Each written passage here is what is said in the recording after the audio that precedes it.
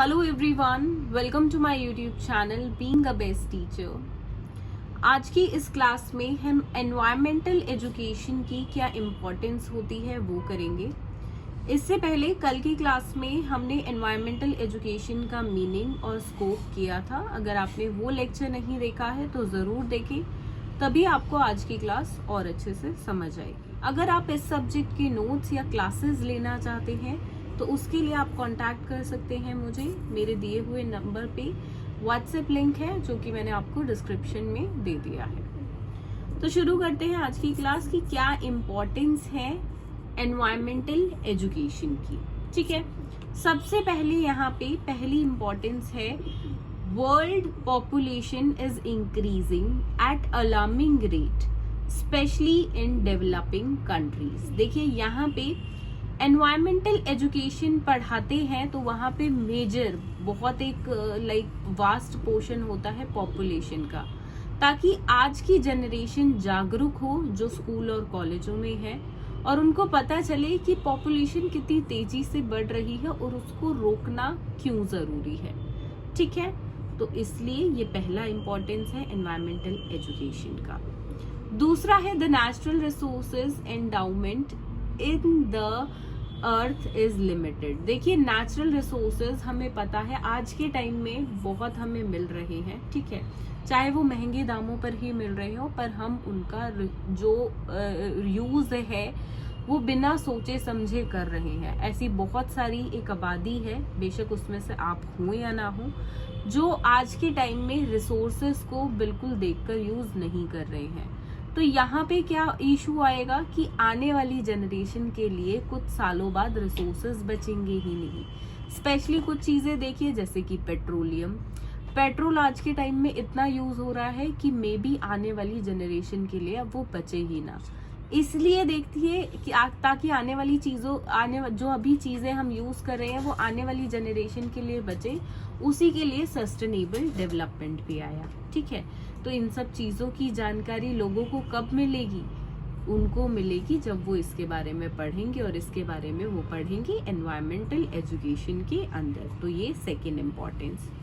तीसरा है the methods and techniques of exploiting natural resources are advanced. देखिए जो टेक्निक्स हैं और मेथड्स हैं जिनसे नेचुरल रिसोर्सेज बचेंगे, ठीक है, वो भी तो पता होने चाहिए। मैंने आपको बता दिया कि भाई नेचुरल रिसोर्सेज तो खत्म हो रहे हैं, लेकिन मैंने आपको ये नहीं बताया कि आपको कैसे उनको बचाना है, आपका उसमें योगदान क्या हो सकता है। तो वो कैसे पता चलेगा? वो आपको पता चलेगा एनवायरमेंटल एजुकेशन से। तो ये रहा तीसरा इम्पोर्टेंस। चौथा है the resources are over exploited and there is no foresight of leaving the resources to the future generations. जैसा कि ऊपर वाले पॉइंट में भी मैंने आपको बताया कि अगर आज उनको एक्सप्लॉइट किया गया, ठीक है, आज अगर मैंने बहुत ज्यादा पेट्रोलियम यूज कर लिया, मेरे सभी देशवासियों ने करा, तो क्या होगा? कुछ समय बाद मेरी आने वाली जनरेशन के लिए, मे बी मेरे बच्चों के लिए, मेरे ग्रैंड सन्स के लिए, ग्रैंड डॉटर्स के लिए जो है वो बचे ही ना पेट्रोलियम।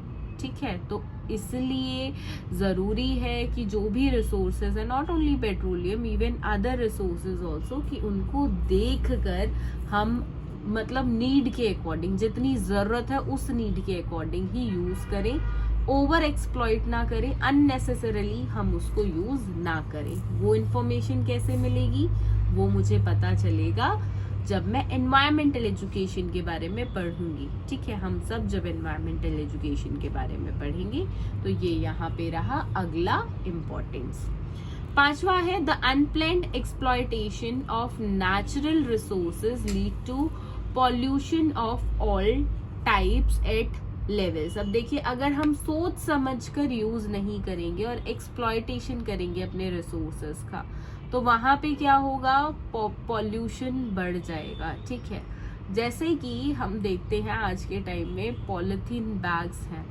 पॉलिथीन बैग्स को ऑल्दो बैन कर दिया गया है, बट स्टिल बहुत सारे नेसेसरी आइटम्स में या कुछ इलीगल तरीके से हमें वो दिखते हैं, ये यूज हो रही हैं। अगर उनको पानी में डाला जाएगा तो वाटर पॉल्यूशन है, जला दिया जाएगा तो एयर पॉल्यूशन है। तो ऐसी स्थिति में क्या किया जाए, ठीक है। तो ऐसी स्थिति में क्या करना है, प्लस ये इन्फॉर्मेशन कि भाई ऐसा करने से पॉल्यूशन होता है तो ये चीजें यूज ना की जाए, वो कैसे पता चलेगा? वो भी पता चलेगा एनवायरमेंटल एजुकेशन से। जब हम पर्यावरण की स्टडी करेंगे, एजुकेशन लेंगे, उसकी शिक्षा अपने अंदर लेंगे, है ना। तो ये अलग एक और यहाँ पे रहा इम्पोर्टेंस एनवायरमेंटल एजुकेशन का। 6th यहाँ पर है the pollution and degraded environment seriously affected the health of all things on earth including man. देखिए अब हमें पता चल गया कि एक्सप्लॉइट हो रहे हैं रिसोर्सेज, उनसे एनवायरनमेंट गंदा हो रहा है, बट जब तक इंसान पे खुद पे बात नहीं आती वो सुधरता नहीं है। ये एक ह्यूमन नेचर आप बोल लीजिए या कुछ भी, कि जब तक आपके और मेरे पे या हमारे परिवार पे जब तक उस चीज से फर्क नहीं पड़ेगा तो हमें उसकी इम्पोर्टेंस नहीं पता चलती है। मे बी हम एक कान से सुने और दूसरे से निकाल दें। तो आज के टाइम में देखिए एनवायरनमेंट पॉल्यूट होने से, एनवायरनमेंट पे ये चीज़ें जो हैं जो दूषित कर रही हैं एनवायरनमेंट को, तो उससे लिविंग बींग्स पे एक गहरा प्रभाव पड़ रहा है, जैसे कि बहुत सारी बीमारियों का होना, कैंसर होना एटसेट्रा। तो यहाँ पे तभी इंसान मानता है, ठीक है, जब उसकी हेल्थ पे इफेक्ट करता है। अब इंसान को पता कैसे चलेगा कि भाई ये एनवायरनमेंट दूषित हो रही है, उसकी वजह से मेरी हेल्थ भी खराब हो रही है, और एनवायरनमेंट को तो जो है मतलब प्रदूषित मैं ही कर रहा हूँ, तो मुझे वो चीज़ रोकनी पड़ेगी, छोड़नी पड़ेगी। तो ये कैसे पता चलेगा? जब आप एनवायरनमेंट एजुकेशन की पढ़ाई करोगे, जब वही आदमी जिसको इफेक्ट कर रही है ये पॉल्यूशन, जिसको इफेक्ट कर रहा है, उसको ही ये चीज़ पता चलेगी कि भाई इस कारण से हो रहा है, मेरी इस एक्टिविटी से ये चीज़ हो रही है। सही बात। तो वो एनवायरमेंटल एजुकेशन के थ्रू उसको पता चलेगा, तो इसलिए एनवायरमेंटल एजुकेशन बहुत ज़रूरी है। सही बात। अगला पॉइंट है 7th यहाँ पे, the people should take a combined responsibility for the deteriorating environment and begin to take appropriate action to save the earth. अब यहाँ पे देखिए लोगों को एकजुट होके जरूरत है कि वो एक साथ मिलकर इसके लिए कदम उठाएं, ठीक है। आपने देखा होगा बहुत सारे NGOs हैं, बहुत सारी फर्म्स हैं, बहुत सारी सोसाइटीज हैं जो साथ मिलकर काम करती हैं एनवायरनमेंट के लिए, ठीक है। अब उसमें वो लोग क्या करते हैं कि एनवायरनमेंट के प्रति यहाँ पे वो लोग उसको सेव करने के लिए एकजुट हो जाते हैं और बाकी लोगों को भी अवेयर करते हैं। सही बात। आपने भी जरूर ये कहीं ना कहीं देखा होगा, अपने इर्द गिर्द देखिएगा, बहुत लोग हैं जो इंडिविजुअली या ग्रुप में इसके खिलाफ एक जागरूकता, लोगों के अंदर एक अवेयरनेस पैदा करने की कोशिश करते हैं दिन प्रतिदिन, ठीक है। उसकी जरूरत क्यों है? इसकी जरूरत इसलिए है ताकि हमारा अर्थ सेव रहे, हमारी एनवायरनमेंट प्रदूषित होने से बचे, ठीक है। तो यहाँ पे ये चीज़ भी कहीं ना कहीं शुरू होती है एनवायरनमेंट एजुकेशन से। जब आपको एनवायरनमेंट में क्या खराबी हो रही है, कैसे उसको ठीक करना है, वो चीज़ पता चलेगी, तभी तो आपके अंदर अवेयरनेस आएगी और तभी आप औरों के अंदर भी अवेयरनेस ला पाएंगे। अगला है education and training are needed to save the biodiversity and species. देखिए यहाँ पे एक ट्रेनिंग की ज़रूरत भी है, ठीक है, जिससे इंसान समय रहते अपने आसपास की चीज़ों को बचा सके। तो वो चीज़ भी यहाँ पे एक ह्यूमन बीइंग को मिलती है एनवायरनमेंट की एजुकेशन लेने से, उसके बारे में पढ़ने से। अगला है the urban area coupled with industries is major source of pollution. अब देखिए हमें पता है अर्बन एरियाज में बहुत सारी इंडस्ट्रीज हैं, फैक्ट्रीज हैं, और जिनके कारण ना जाने कितने स्तर पर, कितने बड़े स्तर पर जो प्रदूषण है, पॉल्यूशन है, वो फैल रहा है। तो अब लोगों को ये चीज़ पता चलती है, तो वहाँ पे इंडस्ट्रियल एरिया आज के टाइम में आप देखोगे तो अलग से बना दिया जाता है। रेसिडेंट और इंडस्ट्रियल एरिया को मिक्स नहीं किया जाता है अधिकतर स्टेट्स में, ठीक है। तो ये चीज़ें भी कैसे पता चलती हैं? ये भी पता चलती है जब एनवायरनमेंट की शिक्षा ली जाती है, एनवायरनमेंट को स्टडी किया जाता है, जब हम एनवायरनमेंट एजुकेशन करते हैं।